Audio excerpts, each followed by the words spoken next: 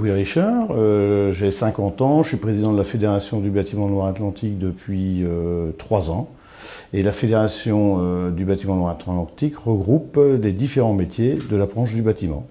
On est à peu près 400 adhérents pour 12 000 salariés.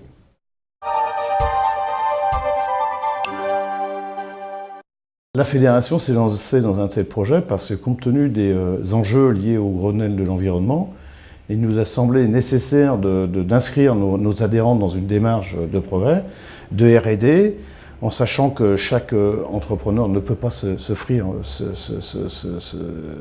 un service de recherche et développement.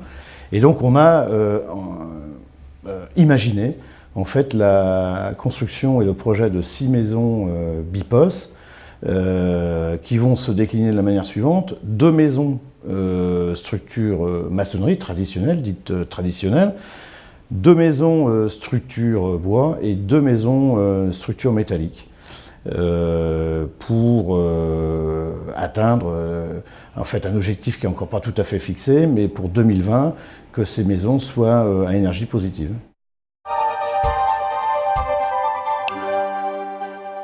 Alors, l'origine du projet, c'est lors d'une visite à Lille sur leur projet Ville Avenir que l'on s'est donc inscrit dans cette démarche de R&D. Eux, ils étaient plutôt sur un objectif de BBC 2012 et donc nous a semblé plus pertinent de s'engager directement dans des objectifs qui sont plutôt à l'échéance de 2020, mais de préparer nos adhérents justement à cet objectif-là.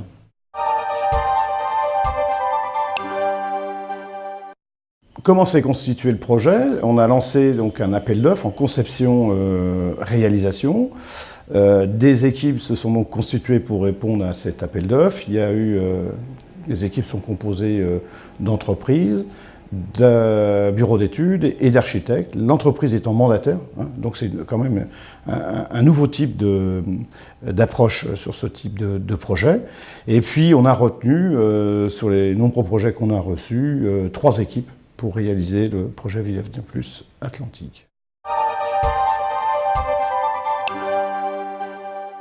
Alors le but des entrepreneurs qui vont s'engager d'une part dans la construction-réalisation de ces 6 maisons, c'est d'abord de mettre en avant les pros de la performance énergétique, tous ceux qui se sont engagés depuis des années dans les formations FIBAT, de les mettre en configuration réelle de réalisation de maisons, les faire travailler ensemble, puisque vous savez qu'on est dans des métiers où normalement on travaille en lots séparés, mais là ça va être des projets et de les fédérer sur un objectif final commun et de valoriser leur savoir-faire et qu'ils puissent ainsi rebondir sur le marché de la construction énergie positive pour leur propre réalisation.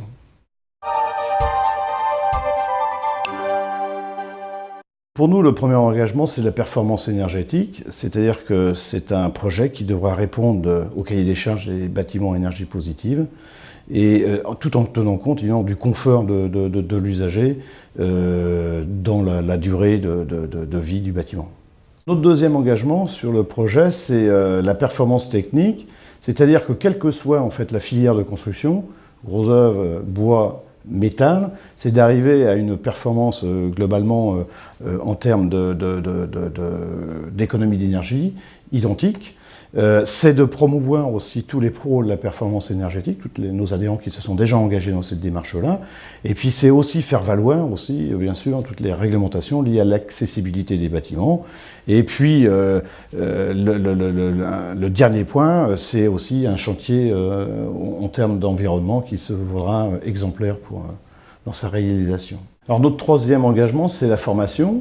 C'est la formation d'abord de nos adhérents, aux formations FIBAT, et puis ensuite c'est la formation des utilisateurs et des habitants des maisons sur l'éco-geste, sur comment gérer leur matériel technique pour pouvoir évidemment faire les économies nécessaires. Notre engagement numéro 4 sur le projet Ville Avenir Plus Atlantique, c'est de rester quand même sur un modèle à coût maîtrisé, pour le rendre accessible au maximum de concitoyens, pour leur permettre d'acquérir des bâtiments à énergie positive. Et pourquoi? Parce qu'on ne veut pas que ça soit de la technologie, de la haute technologie, réservée qu'à une certaine partie de la population, mais bien au contraire accessible au maximum d'utilisateurs demain. Notre engagement numéro 5 sur le projet, ça a été aussi de s'assurer de la qualité de vie des habitants, et notamment on a pas mal recherché un quartier à Nantes qui pourrait s'adapter. Pour donner du sens au projet, il fallait que ce quartier ne soit pas trop loin des transports en commun. Et donc ça a été un écoquartier vers Saint-Joseph-de-Portorique qui a été retenu. On en avait plusieurs de proposés. On a retenu celui-là pour les raisons de transport en commun. En plus, avec une mixité de logements, c'est-à-dire que ce sont des maisons individuelles dans un quartier qui aura des petits immeubles. Et ça nous a semblé avoir le maximum de sens pour coller au projet. On aurait pu se dire, compte tenu de la crise, en plus, le moment est vraisemblablement pas très bien choisi en plus pour faire ce type d'action, parce qu'on est plus sur des moments de repli plutôt que des moments de R&D. Et c'est de maintenir ce cap-là, le fait qu'on ait pris la décision de le faire, de le maintenir, et de voir quand même on arrive à entraîner avec nous une certaine dynamique, pas mal de partenaires. D'ailleurs, Rejoins, ils vont nous permettre de communiquer sur le projet. Et je pense que c'est ça aussi qui est vachement positif, c'est le fait de ne pas renoncer, quoi. C'est d'aller au bout d'une aventure qui restera une aventure qu'on veut évidemment avec le maximum de résultats pour que ça puisse servir au maximum de nos adhérents, et en saluant quand même les entreprises qui se sont engagées dans le projet, parce qu'elles prennent néanmoins quand même quelques risques liés au fait qu'on a quand même un certain nombre de choses à mettre au point, et du coup on ne sait pas le temps que ça risque de prendre tout ça. Donc moi je salue vraiment les entrepreneurs qui s'engagent, et puis le fait qu'on maintienne quand même le cap dans une conjoncture qui n'est pas très favorable à ce type d'opération. Après le projet Ville à venir, tout d'abord le projet Ville à venir verra son aboutissement vers l'année 2013. Hein. Donc on poursuivra, je pense, plus sur des projets de rénovation énergétique de bâtiments existants. Je crois que le marché quand même est assez important à ce niveau-là. La conjoncture, je pense, malgré le fait qu'elle ne soit pas très bonne, de toute façon, la direction est vraiment allée vers des économies d'énergie. Donc je pense qu'on continuera vers un projet sur des bâtiments existants en rénovation énergétique.